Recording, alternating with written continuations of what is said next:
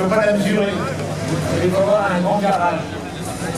D'ailleurs, je vais vous ouvrir, madame. Pas la peine. C'est vrai. On ouvre la porte? Oui. Voilà. Merci. Merci en tous les cas d'avoir présenté cette voiture avec moi. On va essayer de faire les choses bien.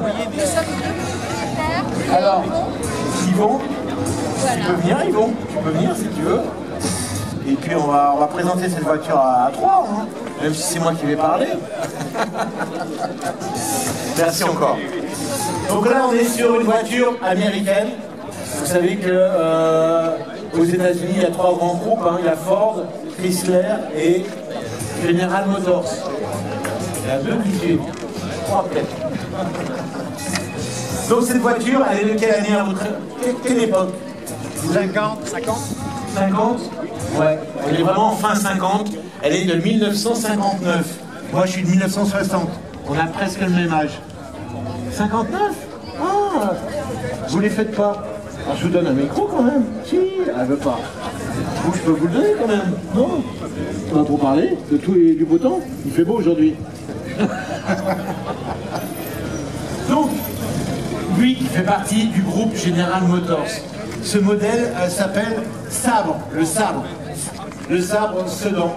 Donc elle a été produite en 1959. Alors je ne sais pas si c'est une version qui a été vendue en France ou qui vient des USA. Elle vient des USA, comme la plupart des américaines que l'on trouve en France. Elle arrive du Montana. Vous savez où c'est le Montana? Qui sait qu'il y a un peu de géographie américaine? Ah, il y a quelqu'un qui lève. Alors c'est au nord? Non. C'est au sud? Non. C'est au sud. C'est au-dessus du Texas, le Texas, et après le Montana, enfin, peu importe. Ouais, peu importe. Oui, alors je vois un petit papier, c'est bien de me le faire voir. New York. Elle est passée par New York, sans doute. Elle est enregistrée, ouais. New York. Donc cette voiture a roulé aux États-Unis. Elle est arrivée en France à quelle époque? En 2012. Donc oui, ça fait une dizaine d'années déjà.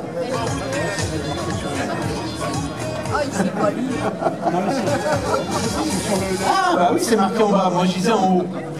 Donc c'est depuis que ça, comme vous le disiez, elle arrive du Montana aux USA. Elle a été en 2012 dans un musée privé à Cannes, en France. Alors je sais pas le nom du musée, mais je crois que... Ouais, oui, mais il y a son nom, non? C'est pas ouvert au public, c'est vraiment privé.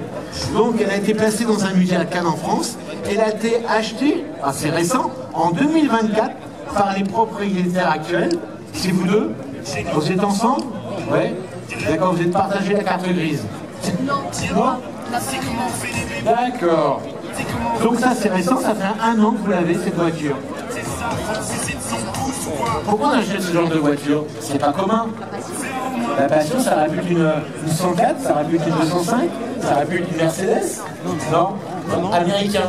On a chopé un virus. Moi j'ai chopé le virus quand j'étais jeune. Ah, ça appelle le micro. J'ai chopé le virus quand j'étais jeune parce que mon père a des américaines. Ouais. Mon frère aîné avec des américaines. Ouais. Et puis. T'as baigné dans ce milieu-là, d'américaine. Pendant pas mal d'années, ouais. Est-ce que vous avez eu la chance d'aller aux USA? Non? Oui, moi j'y suis allé plusieurs fois. Ouais. Plusieurs fois? Combien de fois? C'était mon métier, je voyageais donc... Donc pour ton travail, tu as été souvent aux USA, donc la culture américaine t'a marqué et t'a poursuivi jusqu'ici. Mon premier voyage aux USA, j'avais 17 ans. Donc, 17 ans, d'accord. C'est l'âge que tu as aujourd'hui, non? Oui. T'as 18, 19, non? Alors, 17 ans, t'enlèves le 1, tu rajoutes un 0 derrière. Et... Ok. Donc la production de ce modèle, c'est pas énorme, hein, parce qu'à l'échelle américaine, hein, 51 379 exemplaires, ce qui n'est pas exceptionnel. Et le prix de base à l'époque était de 2545 $. Il faut remettre dans le contexte de l'époque, bien sûr. Hein.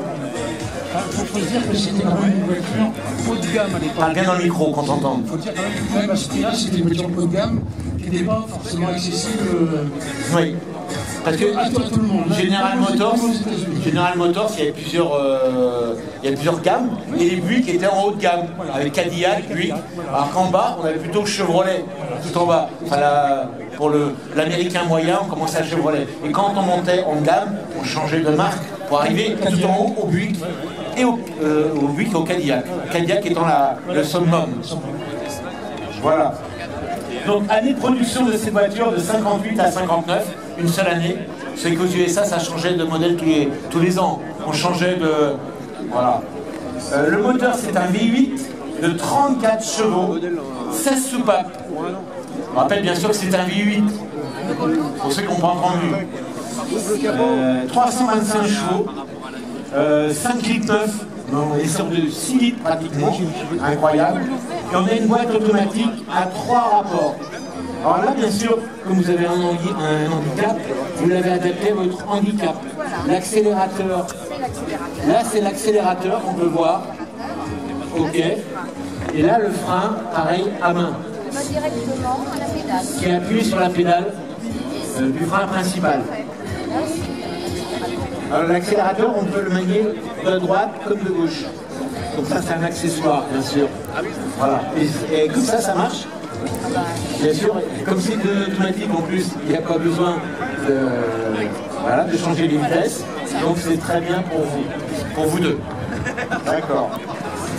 Alors bien sûr, on est encore sur une voiture à châssis séparé. Vous savez que les Américains, ils ont dû payer beaucoup de temps à passer à voiture monocoque. Ils sont un peu archaïques là-dessus.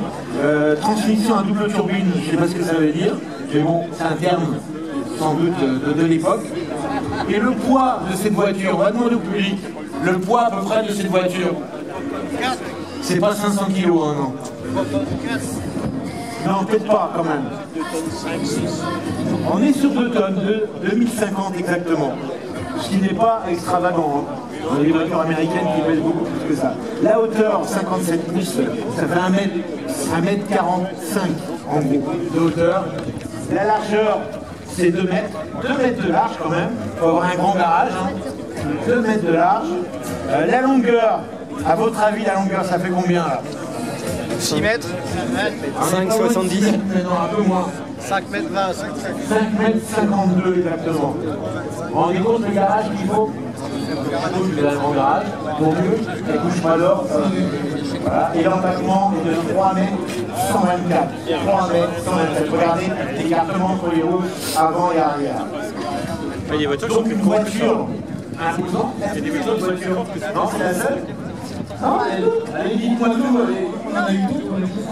Ah bon, c'est la seule que vous avez aujourd'hui? Ouais. On était venus. Peut-être que je vais présenter déjà.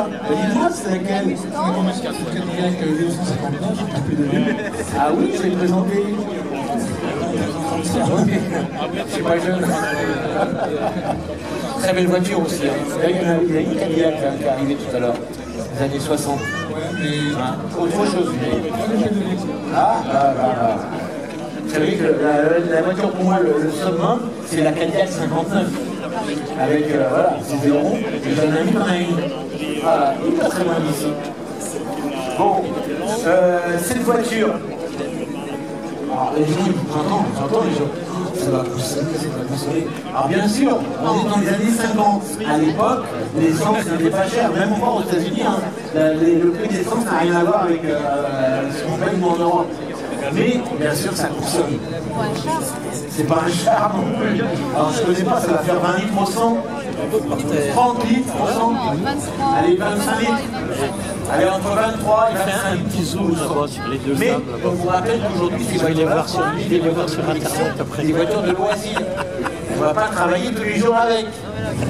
Franchement. Donc bien sûr, il faut regarder la consommation de cette voiture avec les yeux d'époque. Les yeux de l'époque. Ça, si on regarde avec les yeux d'aujourd'hui, c'est énorme. Mais à l'époque, les Américains, l'essence était pas chère. Comment ça s'ouvre? On faisait des grosses voitures très lourdes. Pas grave. L'essence était pas chère. Après, il y a eu le championnat. En arrière. Le prix de l'essence reste encore raisonnable par rapport à l'Europe. Encore ma place. Ouais. Ah, ils sont partis déjà voir le moteur. On va voir le moteur. Tout à l'heure, j'ai dit une connerie tout à l'heure sur une voiture. J'ai parlé d'un bicylindre. Je vais pas faire la même bêtise. C'est une Panhard. Voilà. Alors bien sûr, c'est un V8. Et comme tout V8 qui se respecte, il faut bien sûr du liquide de refroidissement imposant.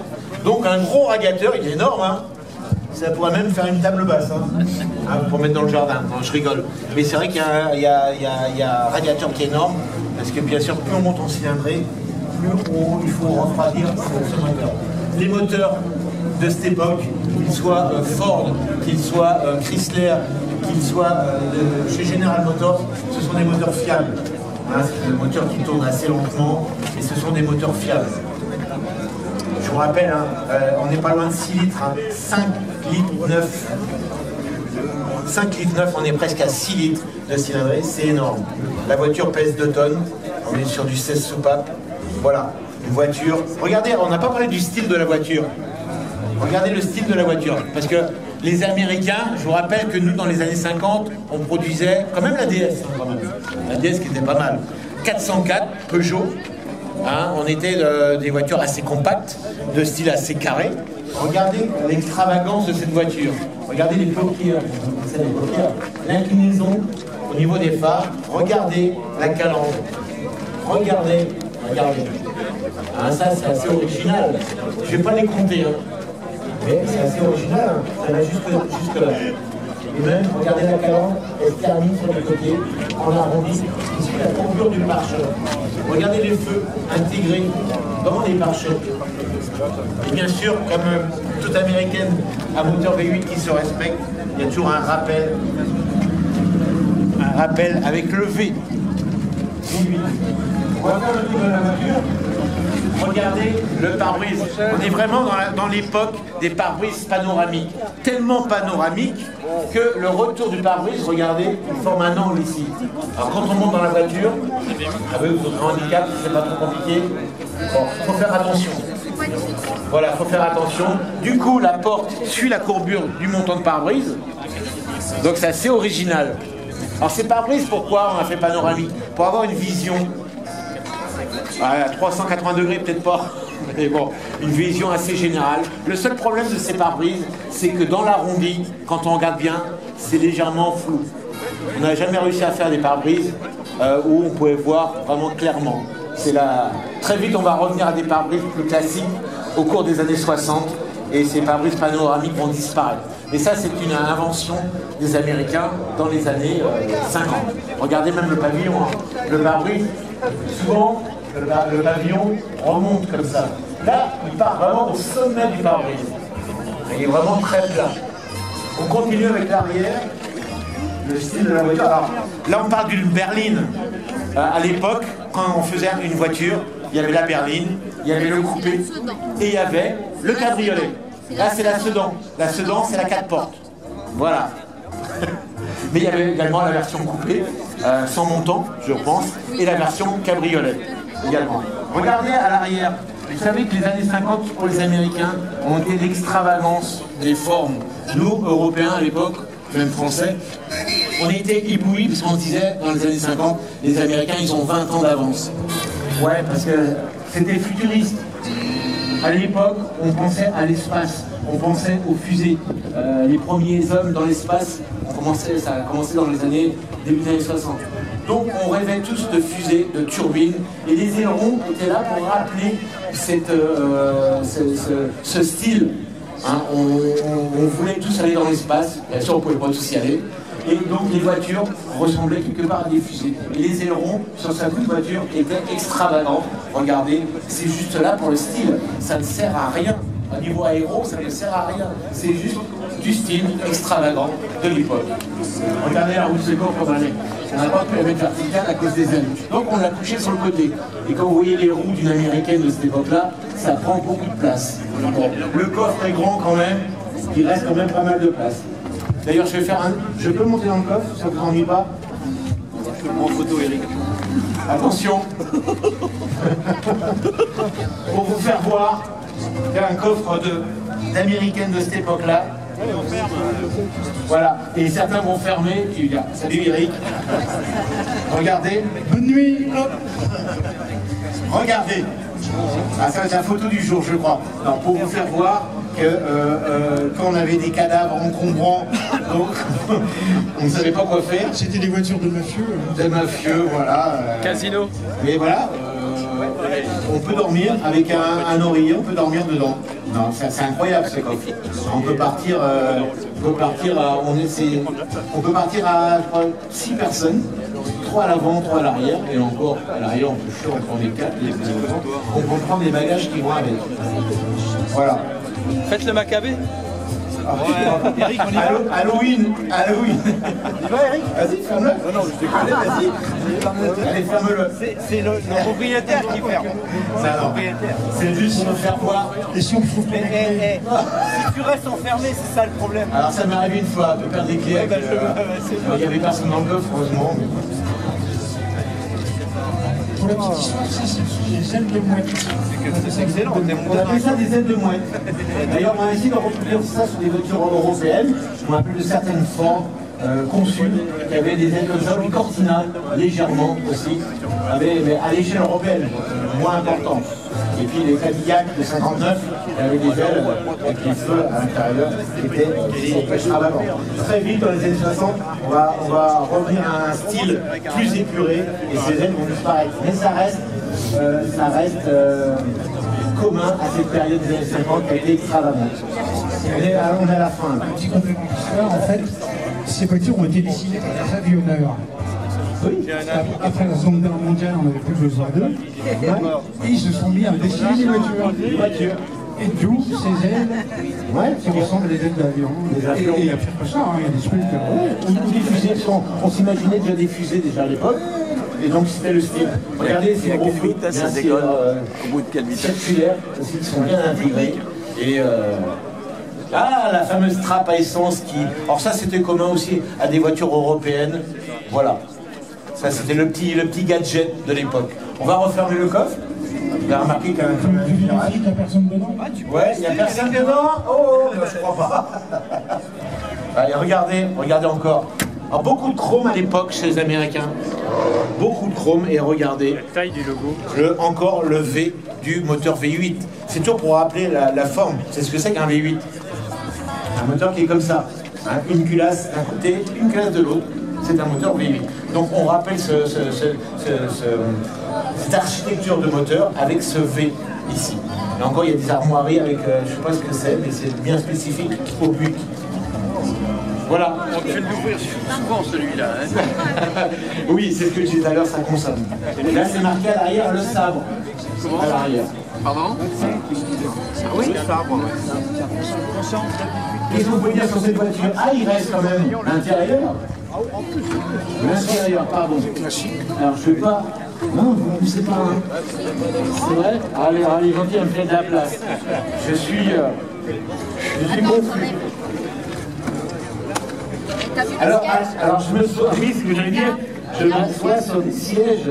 D'origine. Voilà. Alors, bien, comme je disais tout à l'heure, c'est une banquette à l'avant. Donc, comme il n'y a pas de levier de vitesse au plancher, on peut se mettre à 3. Hein?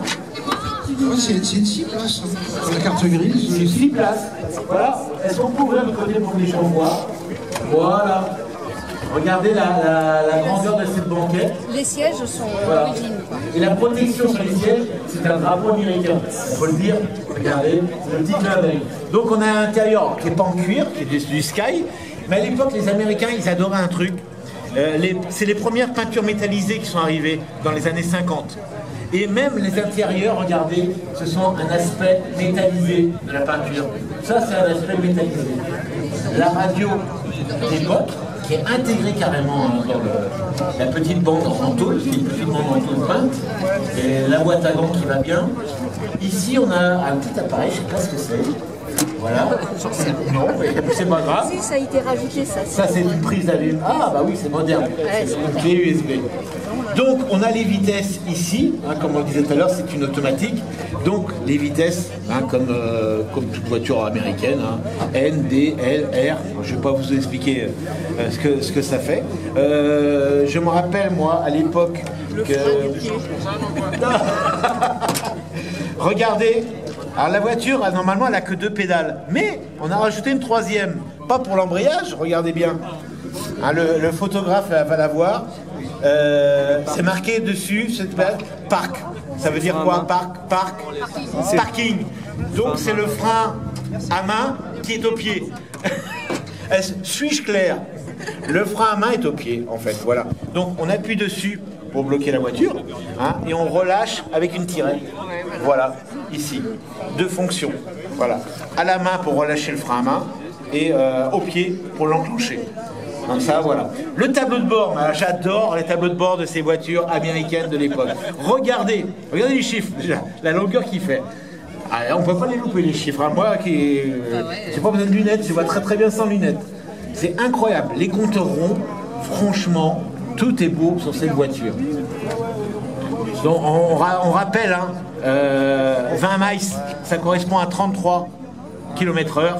40 miles, 66, 60 miles, on est à 100 km/h pratiquement, hein. C'est le repère à 60.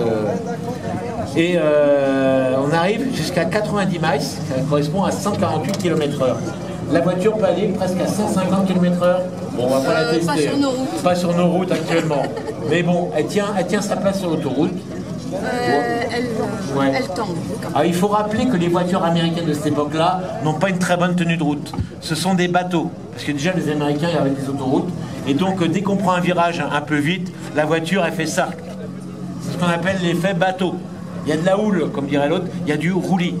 Donc, ce n'est pas des voitures vraiment sportives. Hein. C'est des voitures pour rouler tranquille. Surtout que là-bas, la mutation, il faut la respecter. Donc voilà, direction assistée. Direction assistée à l'époque. Hyper assistée, trop peut-être, même trop. On n'a pas encore de vitre électrique, c'est étonnant, parce que les Américains, déjà à l'époque, étaient très très électriques, mais pas sur celle-ci. On a une banquette manuelle qui arrive manuellement.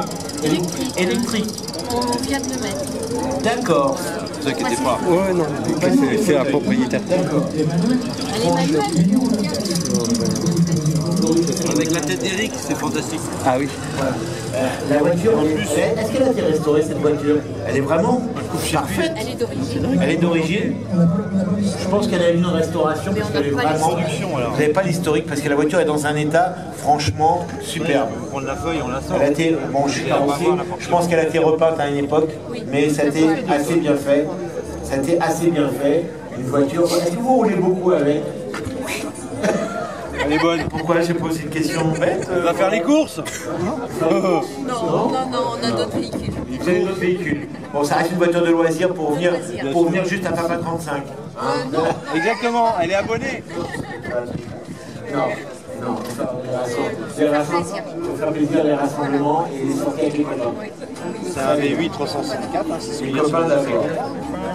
Franchement, je suis sous le charme de cette voiture, de cette conductrice aussi.